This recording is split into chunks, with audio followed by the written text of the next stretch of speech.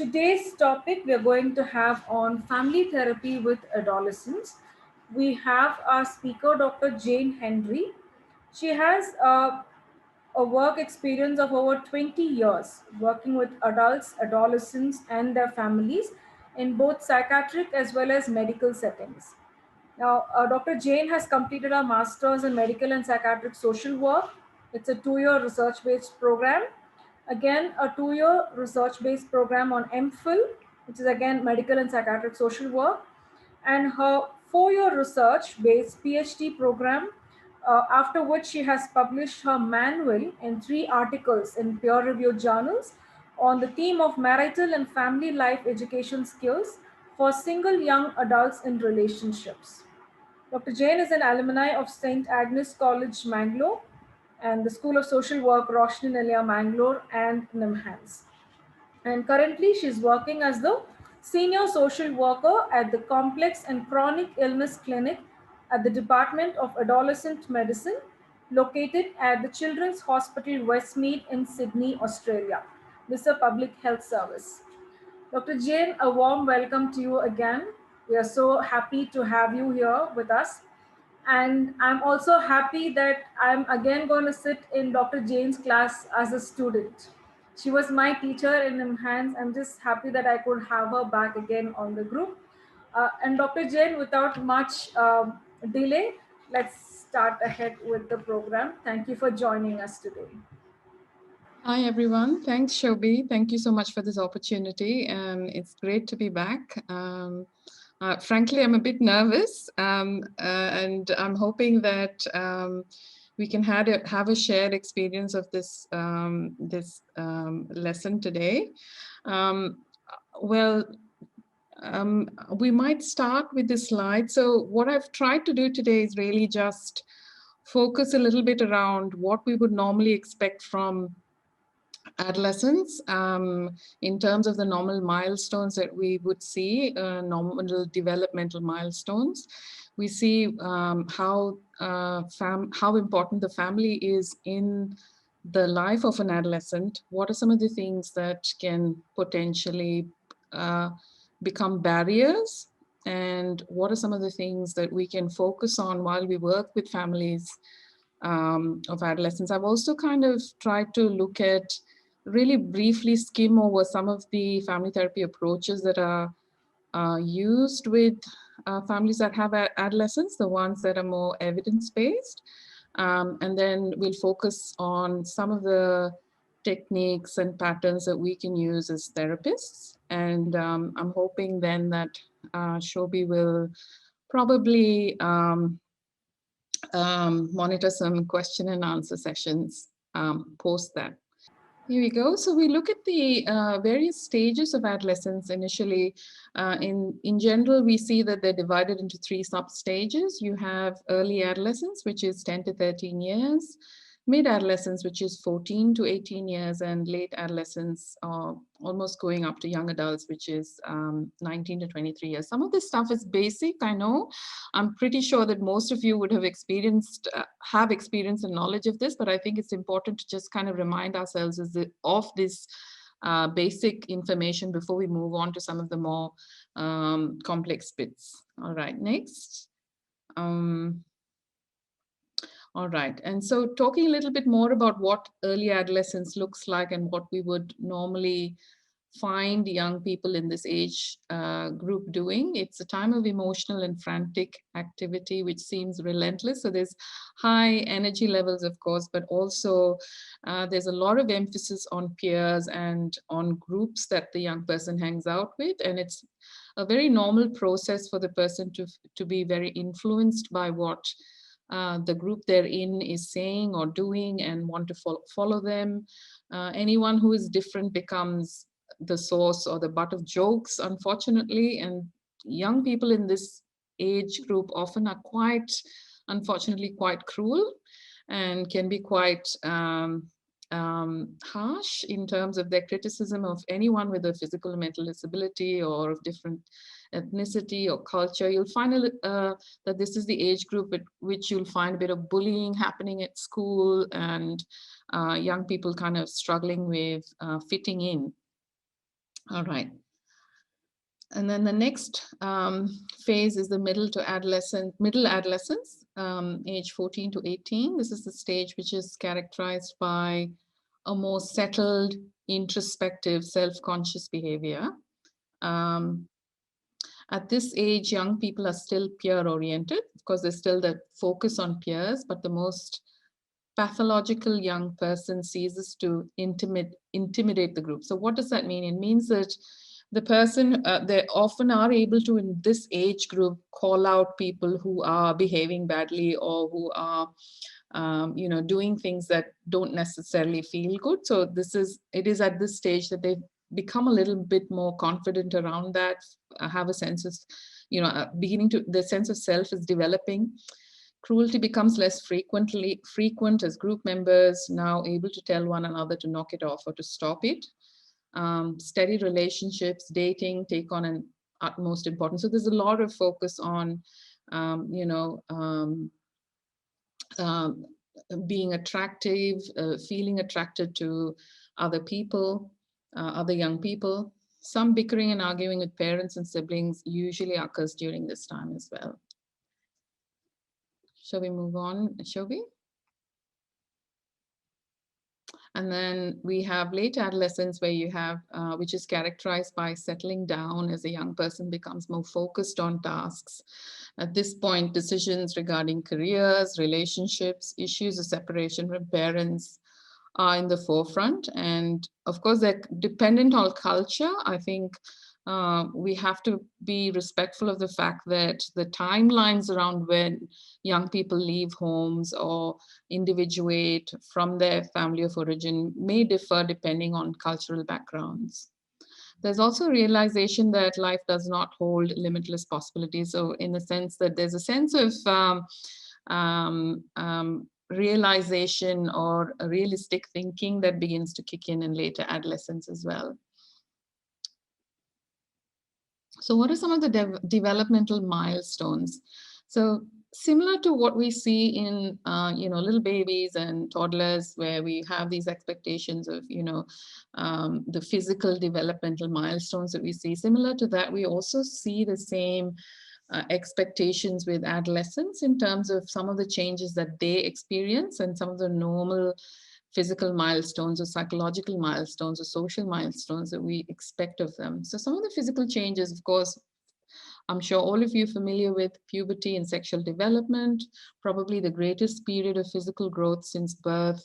It is not uncommon for young people to feel uncomfortable about themselves and their bodies for a period of time, particularly if they're developing at a different rate to their peers. So if there's any kind of difference in the way that they're developing in comparison to their peers, there's often a great deal of angst around it, a lot of conversation around it, self-thinking around it, and that can in itself be a difficult phase for young people.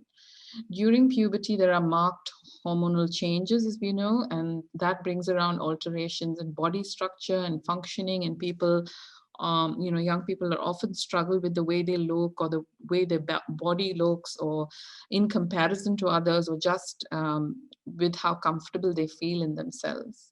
Some of these changes include changes in height, weight, the maturation of sexual organs. And these hormonal changes can also result in the young person becoming moody and restless. So there's emotional changes as well that occur. And of course, there's the expectation of cognitive and emotional changes as well. So during childhood, thought patterns are often simplistic and concrete. So it's um, very simplistic thinking, very concrete thinking. There's no complexity there. It's difficult for a child to grasp concepts that are not tangible. So if it can't be seen or touched, then it is not as well understood. So abstract concepts are very difficult for a child to understand. But during adolescence, a young person begins to develop this ability to think in an abstract way, to develop the ability to think logically. So logical reasoning begins to grasp hypothetical thinking, what do we mean by hypothetical thinking? For example, thinking about what if this happened, or what if I was in this position. So if so thinking about situations hypothetically, which usually uh, younger children are not capable of doing by the time they're in adolescence. This is some of the skills that they develop. As a consequence, they begin to develop the capacity to question world issues, formulate their values, morals, and rights.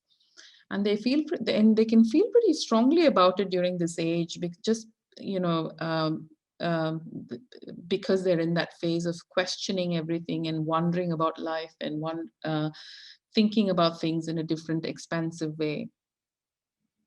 This can lead to them questioning and challenging the perspectives and beliefs of their parents and other adults. And this is where often clashes arise or conflicts arise, where there's a questioning of what the traditional values are, or traditional family systems are, the traditional structures are. So young people begin to question it during that age or that time frame, and that can often lead to conflict. And yes. There's also, continuing with a cognitive and emotional change, there's a focus on the here and now with very little thought about the future. So very often you'll find that um, parents are speaking to a teenager as if he has capacity or she has capacity to actually think about the future, or think about more than the here and now. So, saying, talking using very futuristic language, whereas, a young person often does not have that capacity. A person in their teenagers is still developing the ability to think that far ahead. So they often do not have the capacity to think beyond probably the next few days. And so, if long-term consequences are often not on their mind, and they're often ignored, even if they're thought about, they do not think about the possible consequences of their behavior 30, 50 years into the future. And that's where, there's high risk taking behavior, or behavior that's not very well thought out or planned, um, that can often get them in trouble, or put them in risky situations. Structural and functional changes in the brain in adolescence indicate that the ability to synchronize emotion and cognition. So, to put it very simply, in very simplistic language, balancing the heart and the head is a very difficult thing for an adolescent, because they're still developing in terms of their thinking, in terms of their feelings, in terms of balancing out logic with emotion. So, the decision making abilities of a young person, of an adolescent, is very often compromised, because these faculties are still developing. They're still they're still evolving. So in early adolescence, part of the brain that deals with reward processing are more easily aroused. So, which is why there's heightened reward-seeking behavior, or anything that is excitable or gives them a high or a rush, will often be the kind of behaviors that an adolescent might drift towards or gravitate towards, simply because their brain at that stage is, the reward processing areas are more easily aroused than it would have been if they were adults.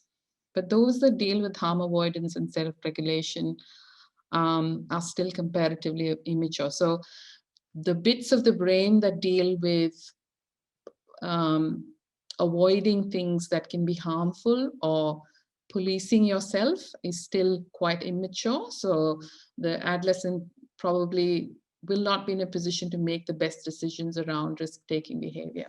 So some of the other developmental milestones, when you consider social milestones, are often occurring in the context of the family and in the context of their peer relationships. And the first one among them is autonomy, just a sense of self.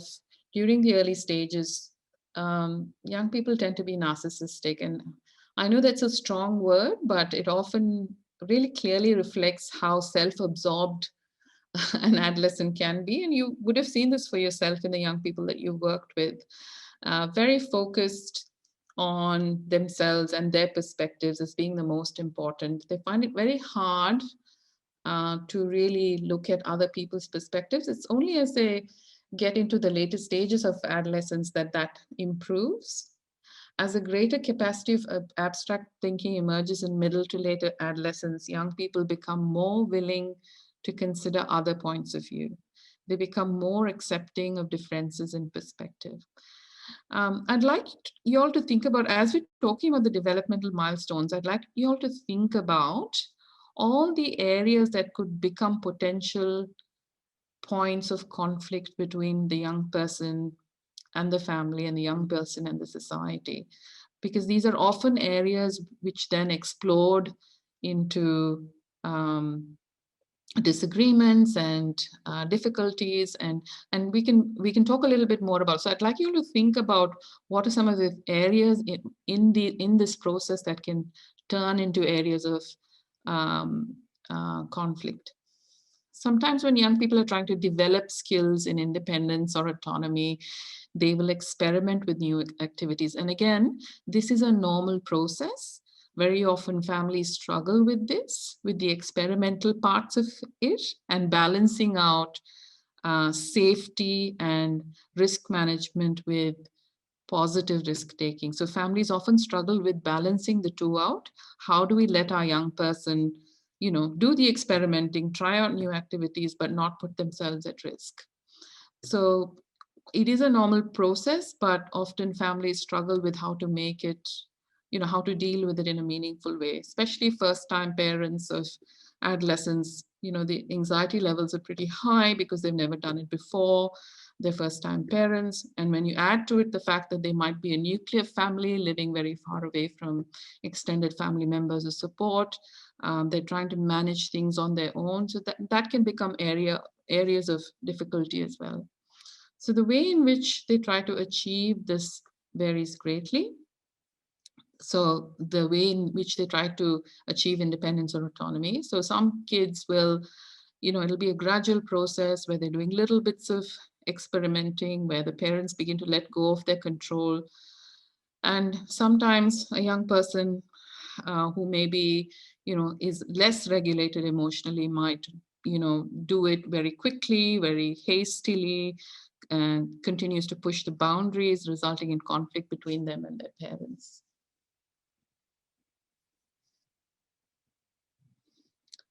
Okay, and then of course this the other social milestone, social developmental milestone, you could say, is intimacy.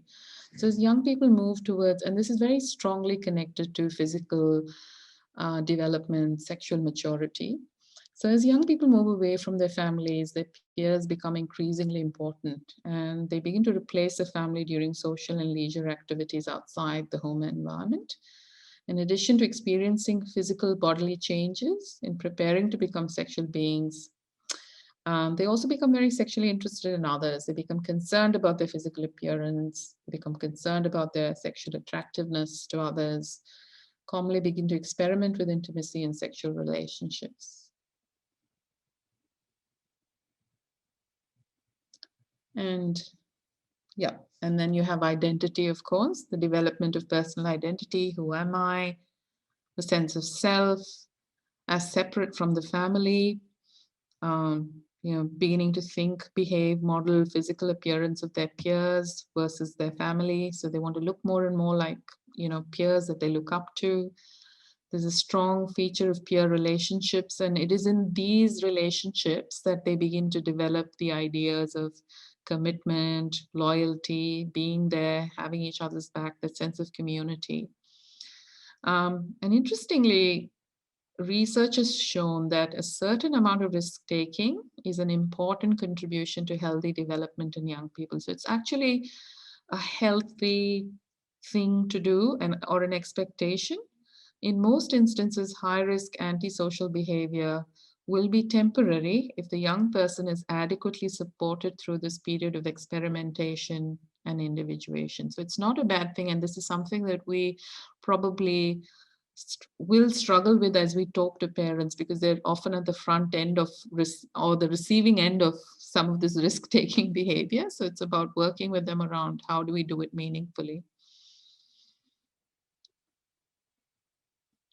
So when we look at um, the research around family with adolescents, why the reason I've kind of put up this slide here is, just to kind of understand why are we looking at adolescents in the context of the families? Why are they important?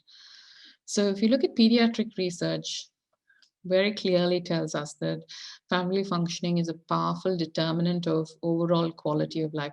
Now, I've not put references in any of the slides, but I'm happy to send them along to Shobi, who I'm sure will be more than happy to share it with the rest of the group.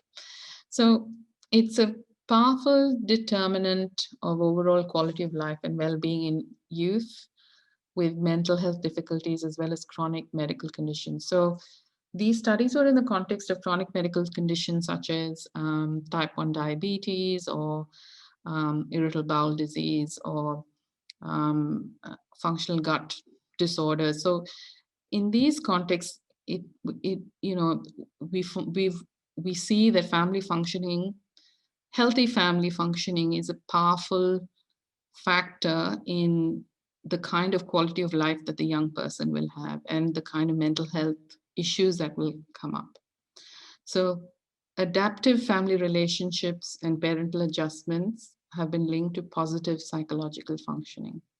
Disruption in family life have been linked to poorer emotional and behavioral functioning and poor adherence to medical regimens. So if the family life is disrupted, then the ability of the young person to manage their medications, manage their sleep cycle, manage their meal plans, manage school, manage social life, all goes out the window, and outcomes are poor when they also have a comorbid or another medical condition. Likely increase the number of hospitalizations and our contact with health services. So when we kind of look at what the expense or the burden is on the economy or on health services, when families do not have the resources or the means or are disrupted or in difficult situations, and they have a young person with a medical condition or a mental health condition, um, the outcomes are pretty poor, and there's frequent utilization of health resources or emergency services. And then the likelihood of increased mental health difficulties as well. So when the family also serves as a secure base. So that's the really big function of the family. And when I say family, I think people can sometimes get stuck on the idea of just parents. But if you look at literature, it talks about significant adults, consistent significant adults in the young person's life who can play a similar role to parents. So the secure base function is a big factor that families play. Link between the family environment and there's literature extensively talks about the link between what's happening in a family environment and adolescent depression. So if there are risk factors within the family that influence outcomes for adolescents, it makes sense that the family should be seen as part of the intervention as well. So it is pointless working with just the adolescent and leaving out the family if the adolescent then goes back into that environment and all the work that's been done individually with the young person gets unraveled or um, yeah. Okay. So, what is the evidence for family therapy with adolescents? Before we go there, any questions so far? Please feel free to send them through to Shobi. So, when we look at the evidence for family therapy with adolescents, Jane, can I stop you for a second? There's yes, one question. yeah, Is it necessary for each child to have the same trait as explained? I'm not quite sure what traits you're referring to. Joy, is that Joy ER who's written out the question? I'm not quite sure which traits you're referring to.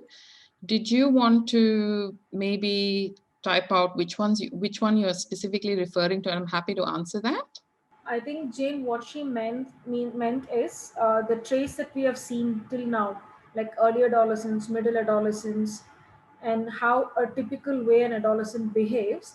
Now, is it supposed to be there, the same traits have to be there in all adolescents, or does it differ from one to the other?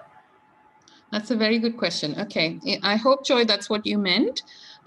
So, absolutely not. This is more of a blueprint. Um, it is a structure. It is a framework that helps you give, it is a point of reference. Different young people um, can have different experiences and present very differently. Doesn't make them abnormal, or doesn't make them how would you call it, not behaving in the right way. Absolutely not. This is just a blueprint and a point of reference for you. I hope that answers your question. Uh, Jane, we also have two more questions. Yes. Does irritable bowel syndrome occur due to mental stress? Okay. So that is again a really good question. I would not look at it causatively. I would say that stress can worsen irritable bowel syndrome. So we know that there are several different reasons for irritable bowel syndrome. As you know, irritable bowel syndrome is a series of different, how would you put it, symptoms, um, but they don't necessarily occur because of stress. However, stress can worsen IBS.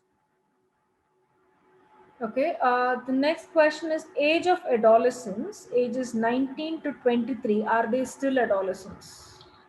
Okay, so we would call them as probably young adults, or they would almost fall within the category of young adults, but we do treat them as, we do call, we it's kind of an interchangeable term of late adolescence versus young adults or young person. There's another similar question about the age. Is 10 to 12 an age of adolescence?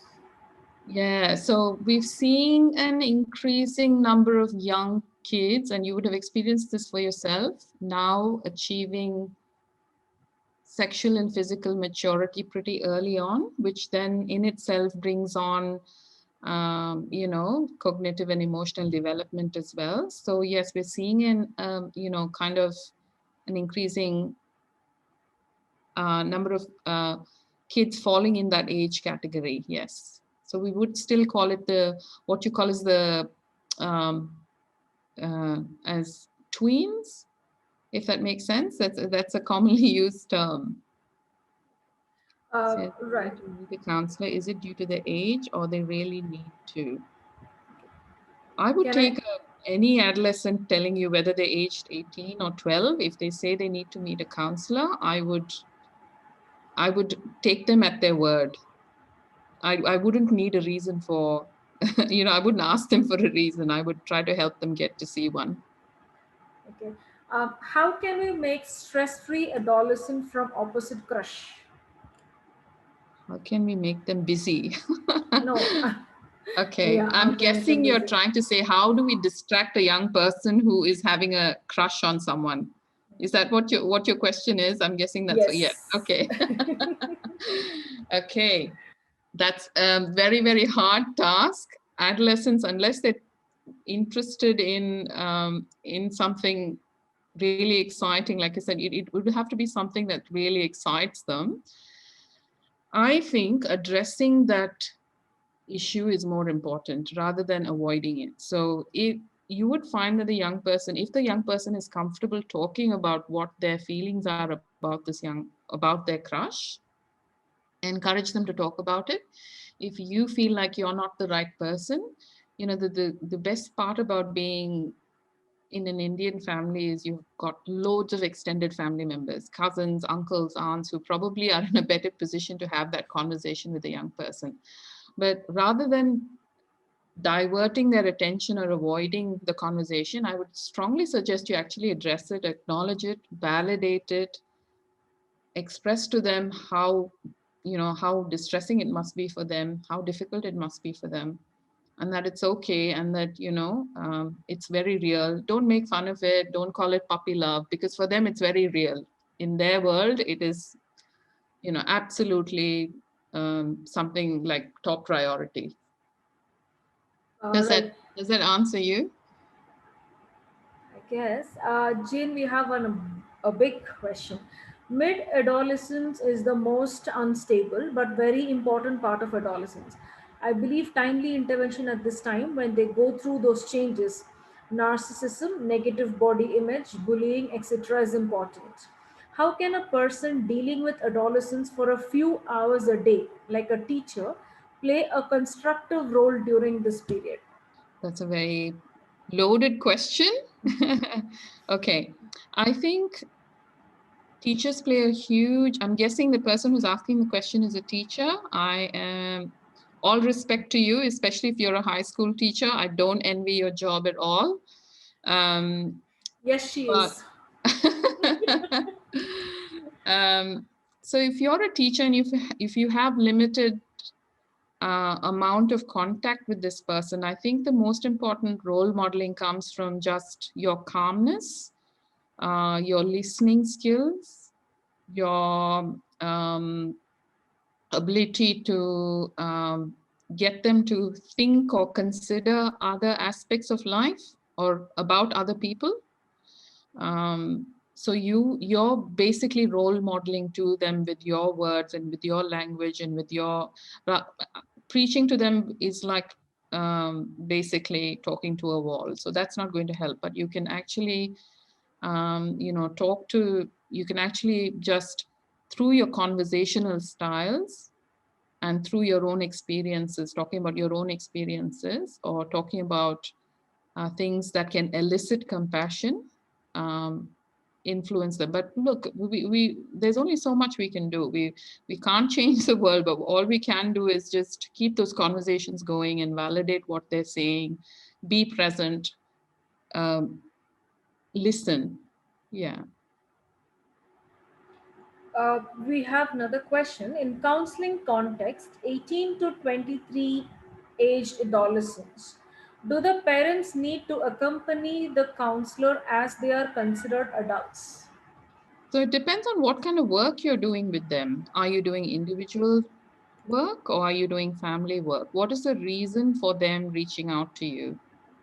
If you're seeing them for the first time, it makes sense for you to actually talk to them and figure out do an assessment, try to figure out what are the issues, what would they like to address. And if some of their problems lie within the context of the family, and if they happen to be living with the family, and if there's a significant person that needs to be involved in the process, and if the young person thinks they would like to involve that family member, then yes, for sure. If you feel confident about doing work with the family, bring them in. We have one more. How can we stop young people from getting addicted to video games? I think the primary one around that is parental boundary setting. So screen times, setting screen locks, having cutoff times. You have to draw the lines around, this is where the parental subsystem is really important. Who calls the shots in this family and what are the boundaries? If you're an external person, if you're an auntie and uncle asking the question or a teacher asking the question, you probably won't be able to resolve it. The parents, the family needs to have a buy-in on setting those boundaries around screen times, around. So some of the things that I can talk about, some of the things that we talk to our families around. So what are some of the things we do? We have a sleep hygiene, a plan that we develop with the family around what time the child goes to bed, when do they have screen downtime, parental locks on screen time when it is available, what is the wake up time, what are some of the bargaining chips that the kid has around if he does certain tasks, then he gets to spend a certain amount of time. But it is the parents that call the shots and not the young person.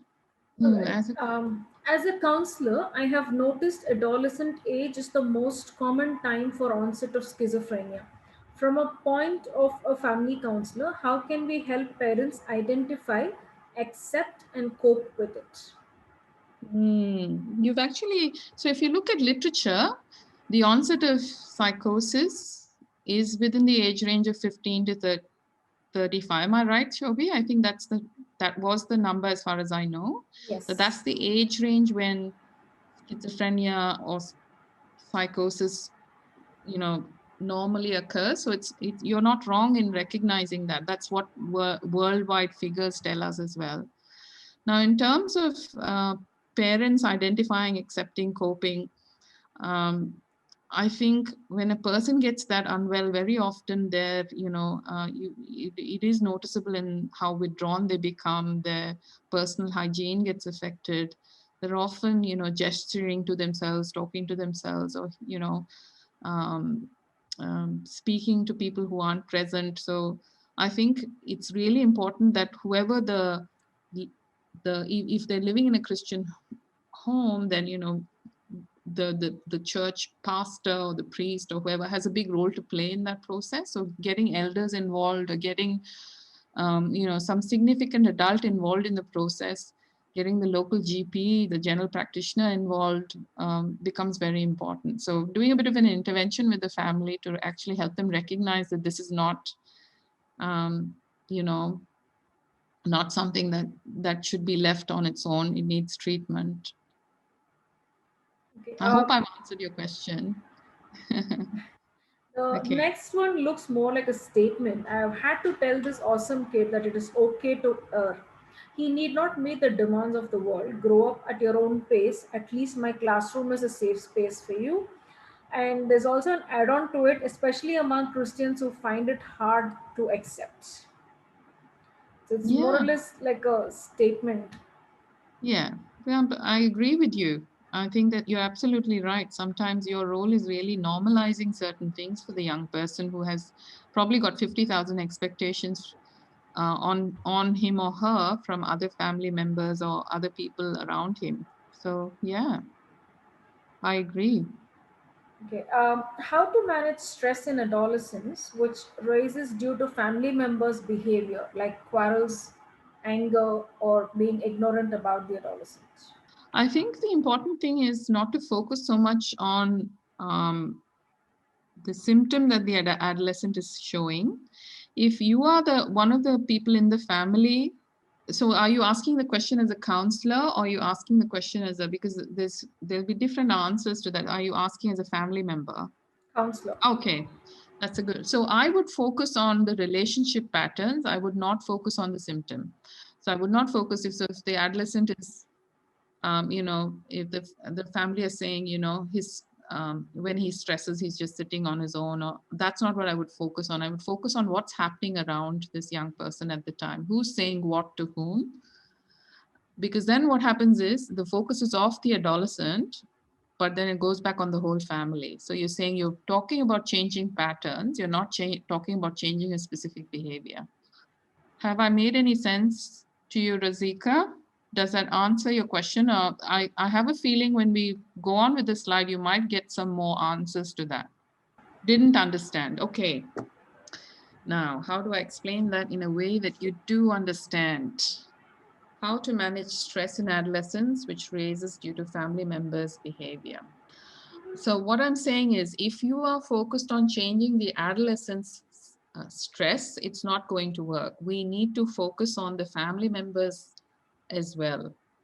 Right. So, when we look at evidence based family therapy approaches, so I've just focused on a um, few family therapy approaches that um, I'm familiar with, and which I found there's quite a bit of literature around, and which has very clear evidence that it works with families that have adolescents. So some of these approaches include the multi-systemic family therapy approach and the functional family therapy approach, which has been found particularly useful among young people with substance abuse disorders, particularly those in very difficult family circumstances. They could be in out of home care, or in disrupted, broken families, or ward of the state, or situations which are very difficult, or have substance abusing parents as well. Yeah, in very disruptive situations. So the multi-systemic family therapy approach and functional family therapy approach utilizes environmental resources as well. So isn't just focused on the family. It could use other resources like the police, the health services, schools. So it involves different systems that revolve around the young person's life in order to make changes. The second approach, which we see has a great deal of evidence in terms of working for young people, is the family-based uh, treatment, or the family-based therapy, or the Maudsley approach as it's called, for adolescents with anorexia nervosa. That is a kind of eating disorder. It's a manualized program, and it has been particularly found useful for um, early adolescents, kids who develop anorexia in early adolescence. Then you have the attachment-based family therapy approach, which is used with adolescents who have depression or self-harming behavior. So the self-harming behaviors could be cutting themselves or scratching themselves. So it could be various things. Again, we also find that family-based treatments have been found useful to address conduct disorders. So adolescents with conduct disorders, school refusal, obsessive compulsive disorders, these family-based treatments have been useful in these circumstances as well. Okay, so what are some of the common patterns in families with troubled adolescents? So what are some of the themes that you'll find generally existing in families that present to you, or a young person that presents to you with issues with their families or difficulties? So one of the major ones is conflict avoidance. You'll find some families, and these can exist either together or separately or in different bits and pieces. So it just doesn't mean that all young people, troubled adolescents, have all of these factors. So conflict avoidance means, you have a family that never talks about their worries, doesn't talk about their problems, doesn't believe in talking about them. It's seen as not something to be discussed. You never talk about issues. You always either remain positive, or you're always stoic, or you brush things under the carpet, and that's the way you deal with conflict. And very often the young person, especially going through adolescence, finds it particularly hard not being able to talk about what's going on for them or their worries. So conflict avoidance, overprotectiveness. So there's that's very closely linked to enmeshed patterns within the family. So parents being overly protective of their young person, not allowing them. So this is connected to risk-taking behavior, positive risk-taking behavior, which we talked about as being a healthy thing and not necessarily a bad thing. Or allowing the young person to individuate, to become their own person, go out, do stuff on their own. So overprotective families often come from a space of feeling very anxious or worried about what would happen. Especially, I think, in some families, they worry particularly about particular genders. So you might notice that there's a gender difference in the way that overprotectiveness is shown. Some families are just disengaged. So what do I mean by that? Mom and dad are doing their own thing. They're living in their own world. No one really knows what's going on. The young person's trying, kind of fending for themselves. They don't really connect with anyone at home. Most of the relationships are outside of the home. Very disengaged. And it's kind of the very um, um, upper end of the spectrum of individuation, where it's to a point where the person has no emotional connectedness with anybody in the family. Abandonment, neglect, you'll see this in families where there's abuse and violence and alcoholism or drug and alcohol use. You'll find abandonment, neglect by a parent or a grandparent, or this person often gets left, rejected, voice isn't heard, and constant experiences of abandonment and neglect create huge mental health difficulties for a young person who develops into an adult who doesn't trust the world, doesn't trust in relationships, who has issues with intimacy. High conflict, easy, quick escalation. So families where you'll find that um, I often talk about it as being a Ferrari engine versus a regular car engine where, they hit 0 to 100 right away. Doesn't take long for them to hit that high point, and they find it really hard to kind of bring things back down to baseline. It takes a long time for them to hit baseline. So these are very high conflict families, very reactive, very knee jerky. They react to little things, take things personally. There's fights all the time. No one thinks beyond their own needs or their own means. So there's quick escalations, and sometimes there's violence as well, verbal, physical, emotional violence. Some families get very preoccupied with symptoms and illness, and you'll find this very often when there's a chronic illness or a chronic condition. For example, let me tell you, a young kid with type 1 diabetes, for example, um, there, there's, even though the person's, it could be that the person becomes the center of attention for a parent or parents or a sibling or grandparent, so much so that there's so much focus on the symptom management, on the blood sugars, on being overprotective, being not allowing the young person to do things that they would normally do. And that's often when there's so much preoccupation with symptom and illness, there's what you call as secondary gain that can develop, where a person plays the sick role because there's a secondary gain to be had from doing it. It's not a deliberate thing. It's almost like the family creates this role for this young person, and then it becomes hard for them to live normal lives or be the people that they can be if there was not that focus on the symptoms. Then you have parentification. So that's a term that kind of talks about young people becoming adults before their time. So they're playing parental like roles because the parents aren't doing their jobs, if that makes sense. So I can give you an example. I'm seeing a young person at the moment, 15-year-old girl, who basically does all the cooking in the home because she's got two younger kids. She goes to school. She has to manage her own appointments. She has to manage, she works as well. Not 15, she's 16, sorry. So she works as well. So she works at a local KFC and she makes a little bit of money, but that's not the point. The point is that this girl is holding so much responsibility around the house for things that a parent should be holding, and it means that she's kind of become an adult before her time. So, and it shows in the way that she talks and behaves around people, her inability to really be a young person, to be a teenager. So that becomes an issue because it's very difficult for adolescents who've been parentified to go on to then have normal lives. Control and anger and anxiety becomes a big part of their lives. Age of inappropriate parenting style. Sometimes parents forget to to to grow along with their young person. So the style of parenting that you would follow with a 4 or 5 year old is not the same style of parenting that you use with a 15 or 16-year-old. And there has to be more flexibility. There has to be more negotiation. There has to be more conversation.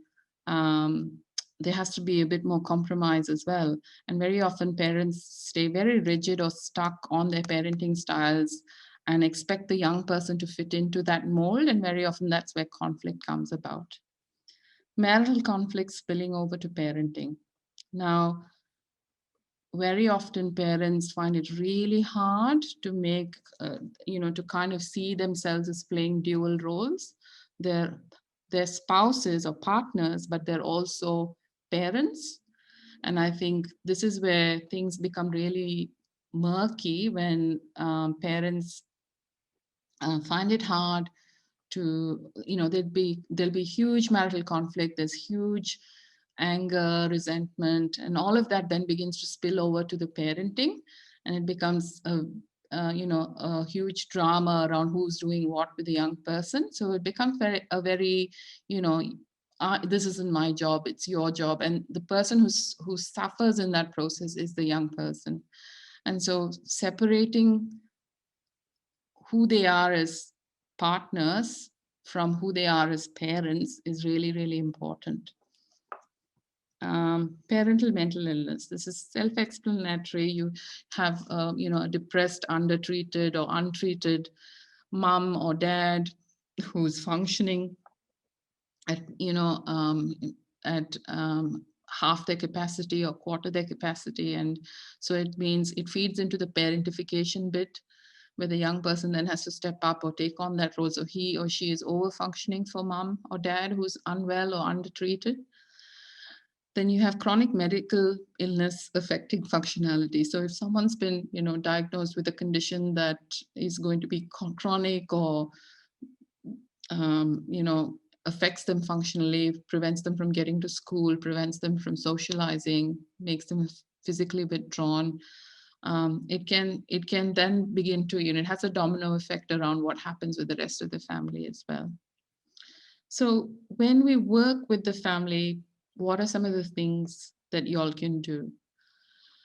So it's really, really important to engage the family. I think the first point I made here is absolutely crucial. You engage the family to alter relationships and patterns rather than remove symptoms or to problem solve. So I think really important to remember this, because um, otherwise we get caught up with the family around the symptoms. We get caught up with the family around, he's doing this, she's doing this, what do we do? So we kind of align with the family in blaming the young person, or we align, so we need to be careful that we are focusing on changing how the relationships are working, how the patterns are working. And it's not us making the changes, it's the family. So we're inviting the family to work on making those changes. The second part of it is building an alliance with the family. So if you're looking at yourself as, the therapist, I'm in this big position and I'm kind of telling them what to do, it's not going to work. You are a facilitator, you are an observer, you're actually building a relationship with the family to, kind of work with them on making the changes within their system. Respect the family structure. If you have an idea of how family should be or what family should look like, you need to leave them at the door. If you're working with families that don't look typical to the ones that you are used to or you have grown up in. So as a therapist, as a counselor, I think having that sense of neutrality, respecting the family structure as it exists, is something you need to value or you need to respect. Otherwise, it becomes really hard to align with them or to develop an alliance with them. And it's also very hard to engage them.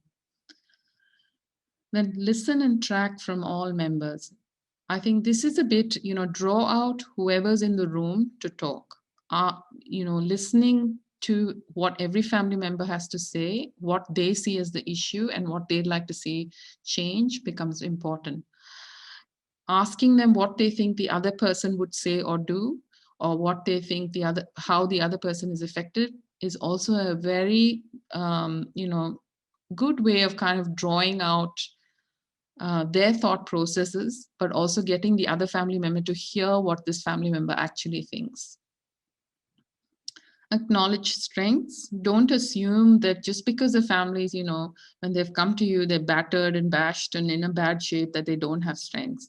This is a family that's probably tried everything in the book. They've tried everything that they possibly can. And I think it's important to acknowledge that, acknowledge what's actually working, amplify it, shine a light on the things that are already working for this family. Look at how you can make it grow and get them to utilize that.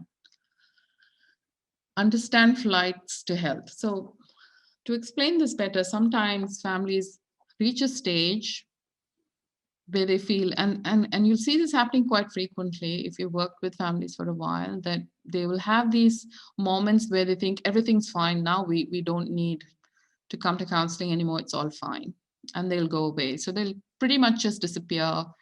I think it's important that we don't pursue them, that you let them have that and then come back to you when they're ready to do more work.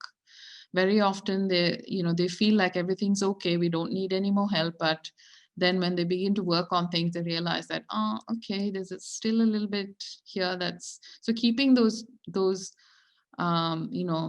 communication pathways open is really important, and families do tend to do that. And it's important to remember that families will have those moments where they feel they don't need help anymore, and they want to focus on other things. Again, focus on repairing relationships and not removing symptoms. Remain curious rather than trying to solve their problem. I think this is something that beginning therapists do, beginning counselors do. They just put on their problem solving hat, solution based hat, and they're like, why don't you do this? Why don't you do that? Or maybe you should try this, maybe meditation, breathe deeply. So they're all great suggestions. They're all wonderful. But I think it's really important to remain curious and work with the family to get to those solutions, or to get to making changes in the way they do things, rather than providing them with solutions or solving their problems, because that's more sustainable than what you would want to do or offer them. So how do we change these patterns? I think I tend to follow a systemic approach, and more so structural when I'm working with families. I'm quite a strong believer in the in the parental diet. Now, what that parental diet looks like doesn't matter. It could be adoptive parents, it could be same-sex parents, it could be significant uncle and auntie who's doing the parenting, it could be significant grandparent who's doing so. But that parental diet is really significant to an adolescent, because that's their secure base that an adolescent keeps going back to, or revisiting, to check if they're still loved, wanted. You see young kids doing it, so do adolescents. You see toddlers doing it all the time. They keep coming back to check on whether mom's still in the room, is she still around. So rebuilding that parental diet becomes really crucial. Giving them back that power becomes very crucial. Why is this crucial? Especially if the family is broken down around a young person whose conduct has taken over everything else in the room, or a mother's depression has prevented her from really having playing her role as a mom. So then rebuilding that parental diet becomes really important. How do we do that? So for example, let me go back to the depressed mom. It could be encouraging the other parent or the other significant adult to actually take the responsibility of getting adequate treatment for that mother, getting adequate help for her, because so that she can then begin to function as the person she needs to be. So it could be medical management, as well as coaching the other parent to give, to draw this other parent, the less um, you know involved parent, back into the diet. So you're strengthening that diet, giving them permission or authority, or encouragement to play their role as parents. Allowing for flexibility for the adolescent to engage with the parental diet. Again, sometimes, when there's age inappropriate parenting styles, very often we see that um, the person is not necessarily allowed into the parent, or there's not enough talking, there's not enough communicating, there's a lot of rigidity. So moving that to a more fluid, flexible state becomes really important. And you can actually role model that or talk about that in the session, addressing that, educating parents around it. Skills training around age appropriate parenting. So that's connected to the previous point, adolescent milestones. Skills training around learning to listen, regulating their feelings, validating, acknowledging adolescents' needs, desires, frustrations, while maintaining firm boundaries. Using complementarity. What does that mean? So you're not just asking the young person to make changes, but you're asking the system, the parents, the other family members to also make the change. So you'll see where if you look at, so I've given you two examples of pursuit, withdraw cycle, or attack defense. So there'll be this parent who's constantly doing the chasing, and the young person's doing the running. You'll see this pattern play out in other relationships as well, but today we're talking about young people and their families. So in that context, we're not just asking about the young person, we're not asking just this young person to stand still, but we're also talking about, why is this parent in pursuing this young person? Is there another way they can communicate? What would happen if the pursuer stopped and stopped for a moment and let the withdrawer have a bit of a breathing space? So we're talking about shifting or changing together rather than just one individual. Then, of course, the therapist is a role model. Um, I remember this example that I think one of my teachers talked about it, where they were in this session with these parents who were so serious and so you know morose, and there was this young person who was jovial and funny, this 15-year-old with a great sense of humor, cracking jokes, sarcastic. And so there was such a disconnect between the parents and this young person, and the therapist was really trying to kind of draw them in. And finally, what she ended up doing was actually engaging in banter with the young person, cracking some jokes and talking to the young person, and then gradually drawing one of the parents into that banter. So kind of almost normalizing the process of you know, having a shift in the way you communicate with the young person at their level, if that makes sense. Some of the other techniques to use are encouraging direct communication.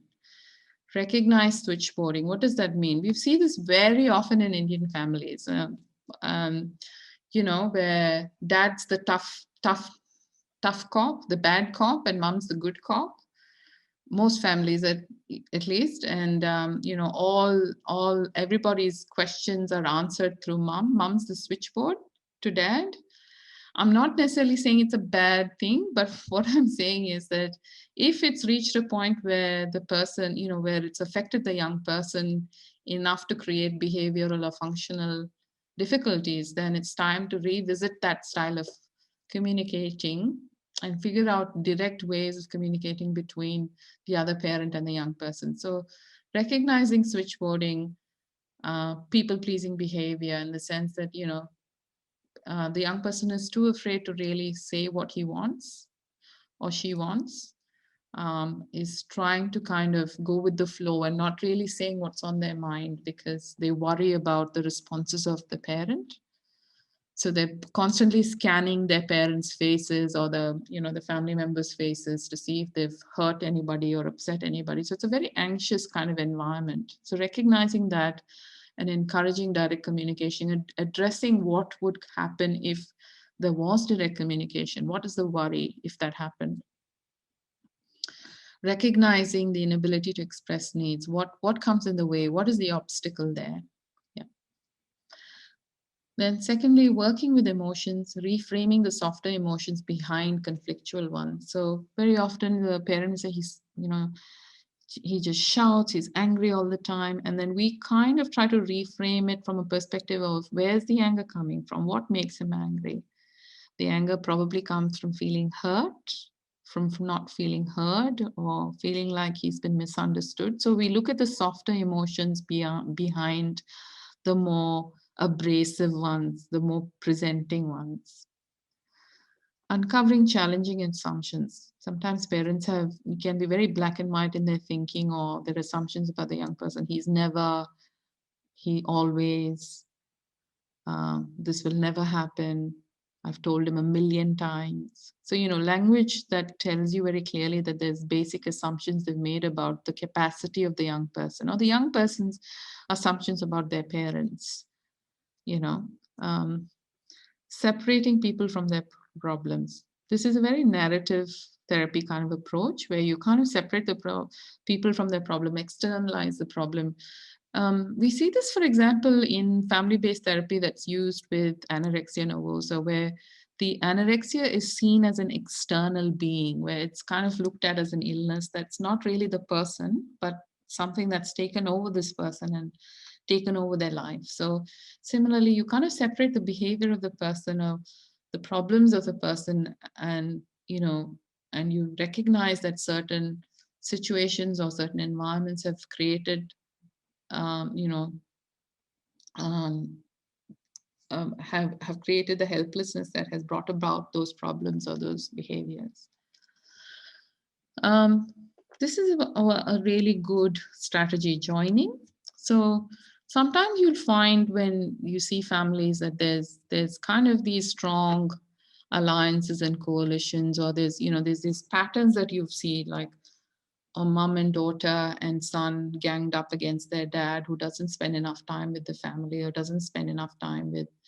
It's where it can be very tempting to kind of go with the flow what the family is presenting to you. On the other hand, if you really want to draw the dad into that story, it's really important to be able to join in with him and reframe what the family are thinking of him. I'm not necessarily saying that what the dad is doing is right or wrong. Leave the judgments at the door. The idea behind this is to draw this person and tip the balance a little bit, because if it's tipping in one direction too heavily, you're not going to get the buy-in of the other family member into the process.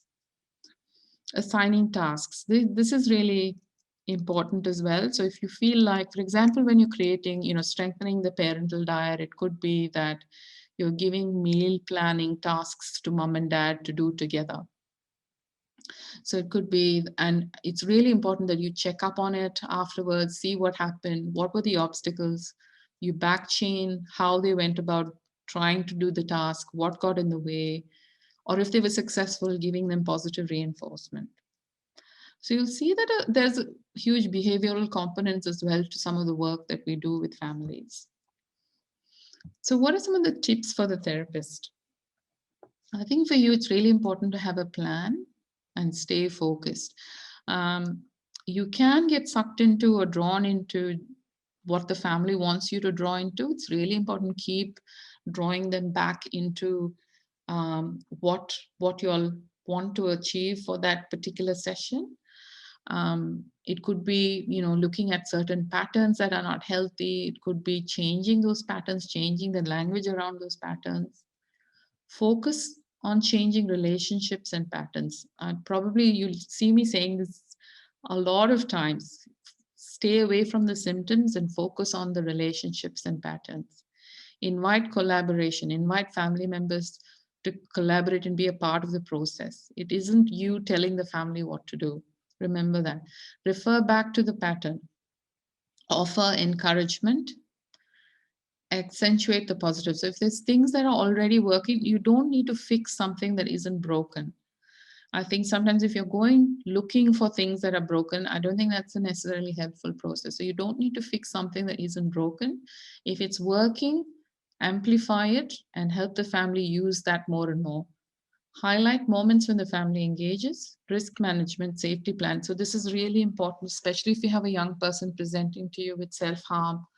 Important that you work with the family on creating a safety plan. What will the safety plan look like? It would be, so what we use here is what we call as a traffic light system. I think people are quite familiar with it, I'm sure, with people who work in emergency services would be.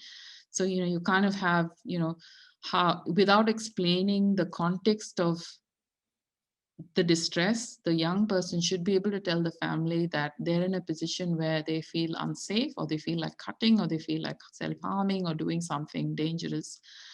And it could be, so you say, when you're in the red zone, it means that things are really bad and you need help. So it may be that you need to turn up to ED, or need to turn up at your general practitioners, or you need to get to the hospital. If it's amber, you're tipping over. So the parent then has strategies to work with the young person. It could be that they go out for a walk with the person, go for a movie, or make sure the person is not sitting alone in their room, not isolated, um, doing something meaningful, doesn't have any sharp objects around. So things like that. So, and green means that the person feels safe. So having a bit of a safety plan around what you will do if the person is in those categories or in those states becomes important. You also need to have a plan around if a person self-harms, what happens? Where do you take him? Where does she go? Do they have, numbers they can call, helpline numbers that they can call or talk if it's after hours? So to have a strategy is really, really important for safety management. So that you don't, the worry of that young person doesn't sit with you, and that the family have a plan. And of course, getting clinical supervision for yourself, making sure that there's adequate coverage in terms of the young people that you see, the families that you see. Your self-care is equally important. I don't know if we should necessarily. So I created some of these slides with um, to talk about some of the things that impact families in terms of things that, in the context of when there's a young person with an illness, or when there's a young person who's been diagnosed with a condition that may be chronic or terminal, what are some of the things that impact the way that families respond?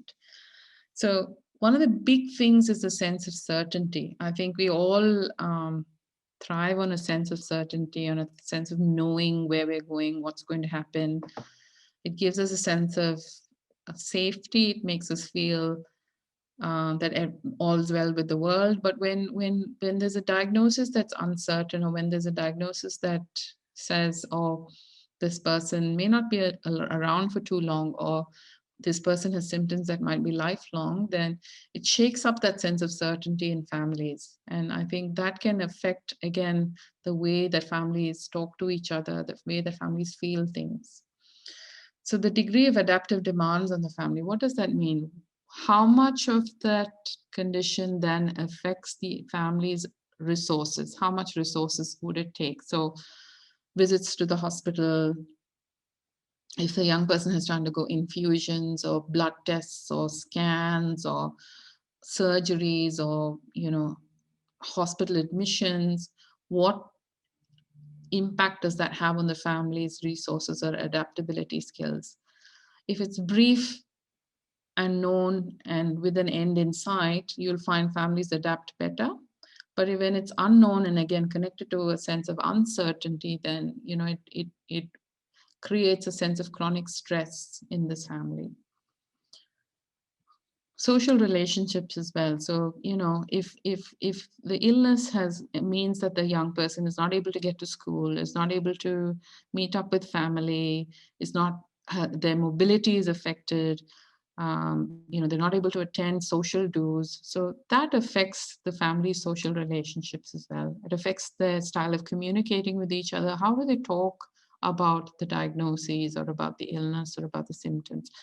Do they become overly focused on it? Do they become so focused to the point where that becomes kind of the whole agenda of the family?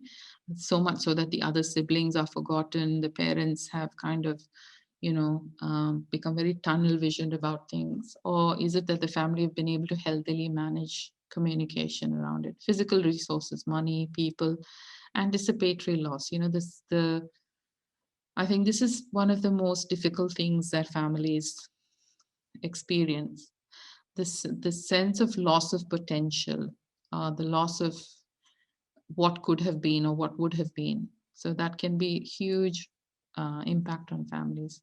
Parents of a chronically ill child, especially moms, report high levels of anxiety and depression. So studies show us that moms often are really affected by it.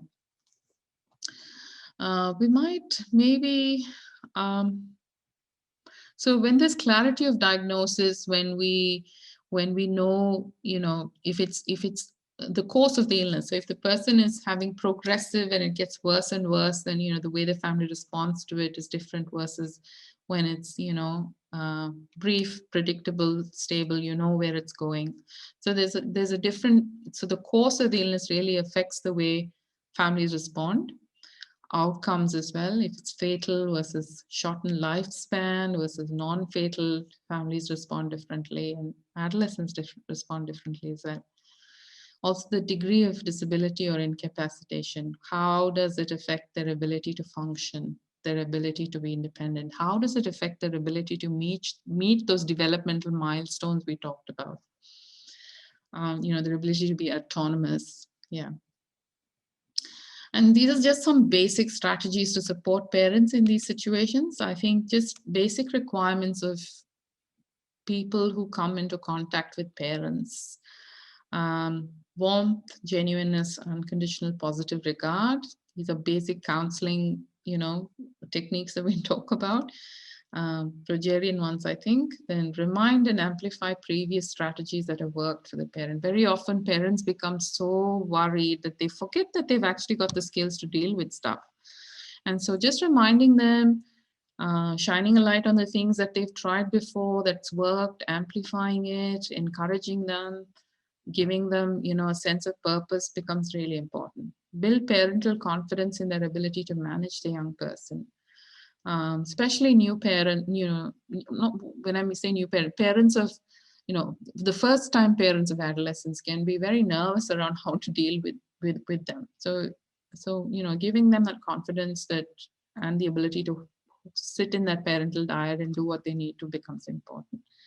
Encourage help seeking as healthy behavior. We know that help seeking behavior is a resilience factor or a protective factor, both for young people and adults. So encourage that in parents, because that then becomes good learned behavior for the young person as well. Clinician vulnerability, lack of lived experience is a positive factor. I think sometimes clinicians can become worried that, oh, I haven't had a young child, or I haven't had a young person, or I don't have enough experience, or it's not a bad thing. It's okay to actually present that vulnerability and be okay with it. And no one becomes an expert overnight. We've all got our journeys to remember that it's okay to, and that you're on that journey and you're getting there, and and that all these experiences just make you a better clinician. And strategies to support parents, clear, precise communication. We can, I would ignore the admission, intervention, discharge. This is for, hospital settings. Normalize emotional responses. Tell them that it's okay to have those normal responses, and that it's okay to be sad, it's okay to be angry, okay to be embarrassed, feel guilty.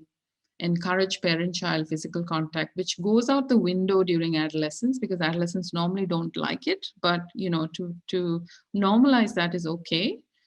Link into peer support groups, support groups that would help the young person, or parent support groups as well. Mindfulness, relaxation group sessions, things that would help the parent self-care.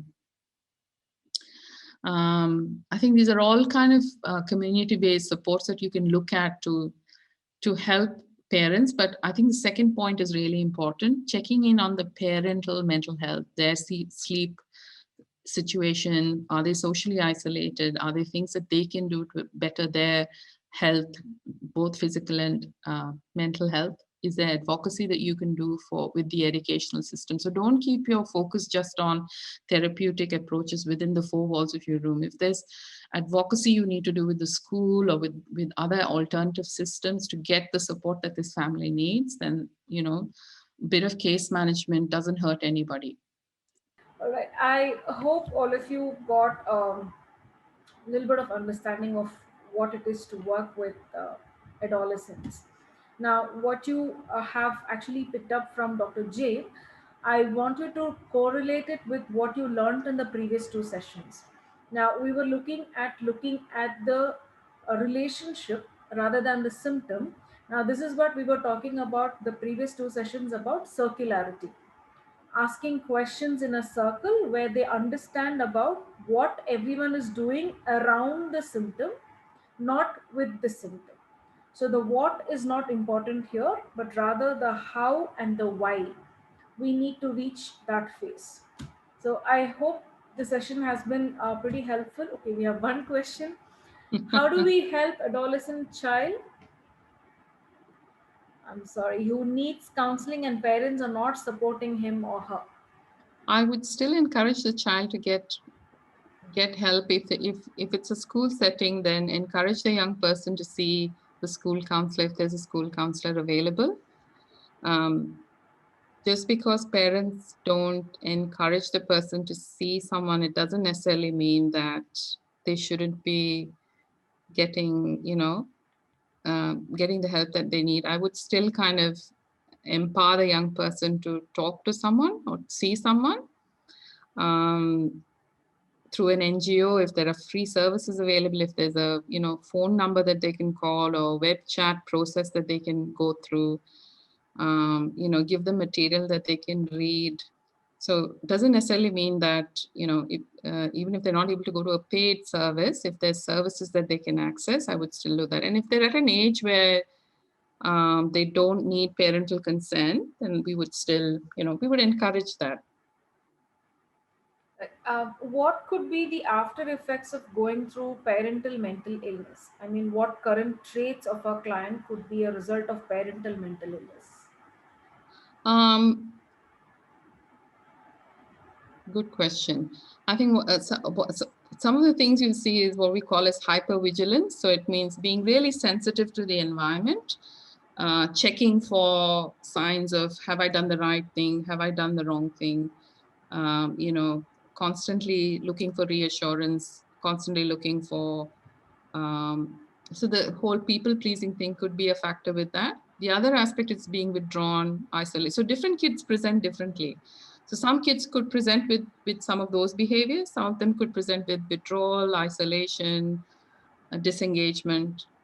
Still others could present with externalizing behaviors, violence, aggression, bullying. Yeah, so different kids can present differently. I hope Uh, that answers your question. we have time for one last question. After this, we will close it. If you have any more questions, all of you have my mail ID, so please send in your questions. We will definitely get back to you on that.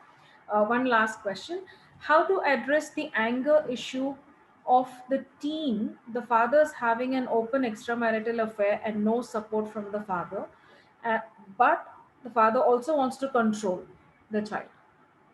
Is the parent involved in the process or is it just the young person? I would say if, so the big thing with when there's unresolved conflict between dad and the child, especially with something that the dad is overtly doing that is really disruptive and damaging the attachment with the dad, and the dad isn't available for counseling, I would spend a lot of time validating and acknowledging the young person's anger and actually saying to him, you're absolutely well within your means to feel upset and angry.